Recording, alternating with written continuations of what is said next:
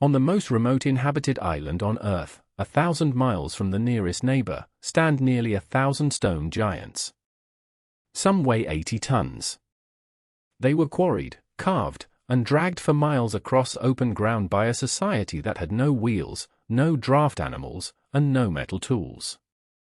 And for 200 years, the story we told about the people who made them was a story of self-destruction, a small society that grew too large, cut down its last tree, and starved itself into ruin before any European ever arrived.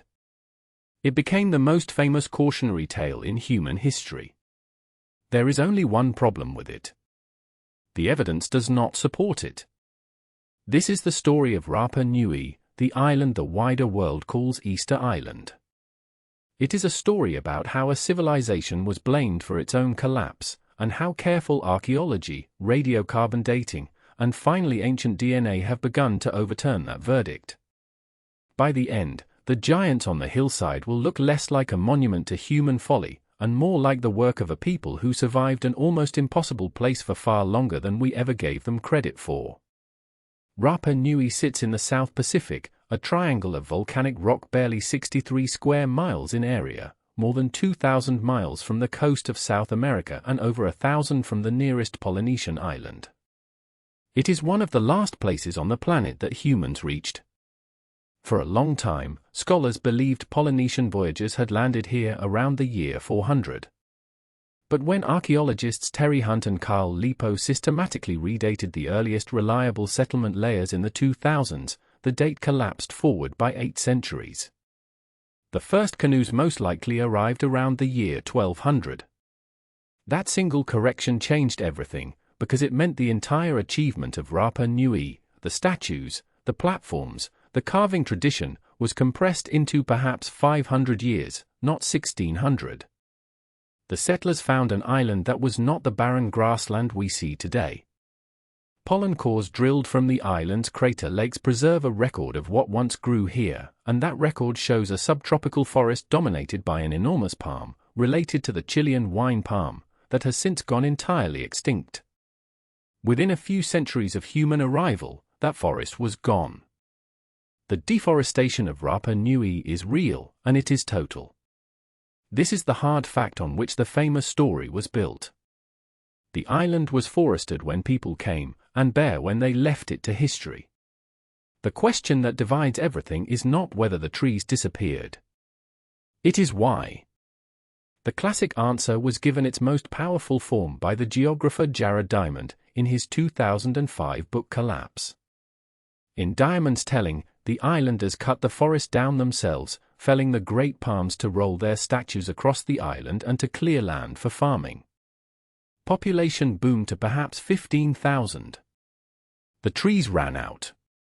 Without timber there were no canoes for deep-sea fishing, no shelter for the soil, erosion stripped the fields, harvests failed, and the society tore itself apart in famine, warfare, and even cannibalism, toppling its own statues in despair.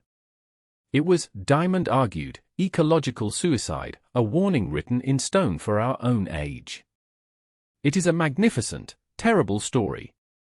And over the past 2 decades, archaeologists working on the island have steadily dismantled almost every load-bearing claim in it. Start with the trees. The claim that the islanders leveled the forest to move statues assumes the statues required vast numbers of rolling logs. But Hunt and Lipo proposed something the Rapa Nui themselves had always claimed in their oral traditions, that the Moai walked. The statues, they noticed, were carved with a forward-leaning belly and a low, D-shaped base. A team standing on either side with ropes can rock a standing statue from side to side, walking it forward step by step, the way you might shuffle a heavy refrigerator across a kitchen. In 2012 they tested it. With just 18 people and 3 ropes, they walked a 5-ton concrete replica down a road. No logs. No rollers. The roads on the island, with their concave cross-section and the broken statues lying alongside them, fit a walking statue far better than a rolling one. Then there is the forest itself. The pollen and the gnawed evidence point to a quieter culprit than human axes. When the Polynesians arrived, they brought with them, as they did everywhere across the Pacific, the Polynesian rat. On an island with no predators, rats multiply explosively, and the seeds and seedlings of that giant palm were a perfect food source. Across the island, archaeologists keep finding palm nuts with the distinctive gnaw marks of rats, their shells hollowed out before they could ever germinate. The people certainly burned and cleared land. But a forest can survive cutting if it can regrow. A forest whose every seed is eaten can only die. The deforestation of Rapa Nui looks less like reckless vandalism and more like an ecological accident that no pre-industrial society could have foreseen or stopped. And here the revised picture gets genuinely remarkable, because losing the forest did not destroy the islanders. It forced them to engineer one of the most ingenious farming systems in the ancient Pacific. Without leaf litter and shade, the thin volcanic soil dried out and lost its nutrients. So the Rapa Nui broke volcanic rock into fragments and spread it across their gardens by the millions of tons, a technique called lithic mulching, or rock gardening. The stone shielded the soil from wind and evaporation, trapped moisture beneath them, and released minerals as they weathered. They built low stone enclosures, the manavai, to shelter individual plants. This is not the agriculture of a society in free fall. It is the agriculture of a society reading its damaged environment and adapting to it with precision. So if the islanders adapted, where is the great pre-contact collapse, the famine, the war, the falling population? This is where the most recent science has been most damaging to the old story. The supposed weapons of the Civil War, the thousands of sharp obsidian objects called materai scattered across the island, were re-examined by Lipo and his colleagues. Their shapes are wrong for spear points and knives, they are far better suited to scraping, cutting, and working plants. They are tools, not arrowheads. The evidence for endemic warfare largely dissolves under inspection. And when researchers modeled the island's population from the radiocarbon record, they did not find a boom and bust spike.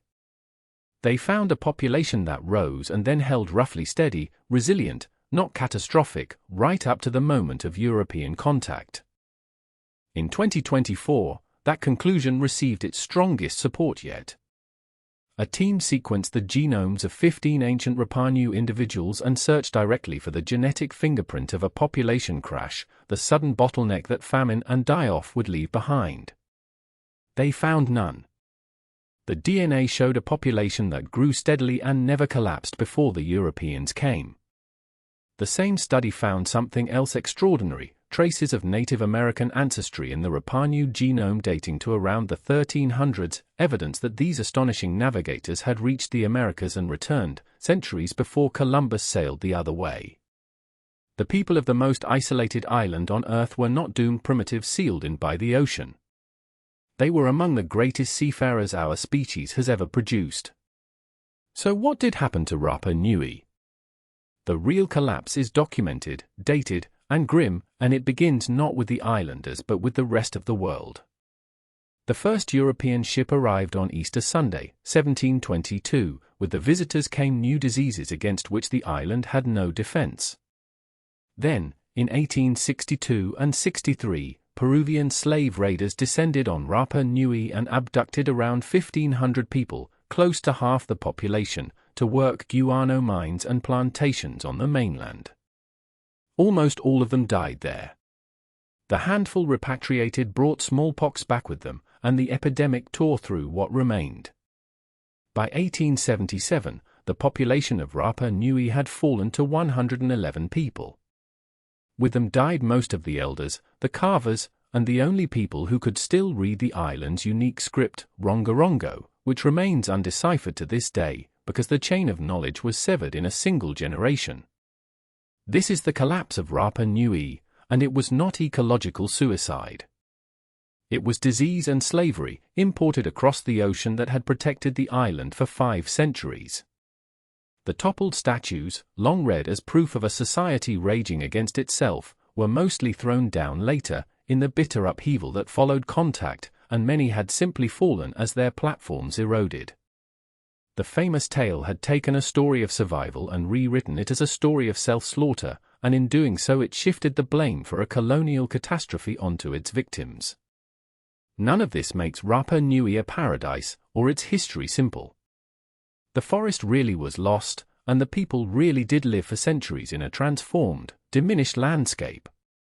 But they did it without canoes for the open sea, on a shrinking resource base, on the loneliest patch of land in the largest ocean on Earth, and they did it while carving and walking nearly 1,000 monuments to their ancestors. The achievement is not that they avoided every mistake. It is that they endured, adapted, and held together until forces from beyond the horizon arrived that no amount of ingenuity could have withstood. The giants are still there. For 200 years we looked at them and saw a warning about ourselves, a society that consumed its way into oblivion. Perhaps it is time to look again and see something harder and truer. Not a parable of foolish people who destroyed their world, but a record of resilient people whose world was destroyed for them. The stones never told the story we put in their mouths. They were waiting, all along, for us to learn how to read them.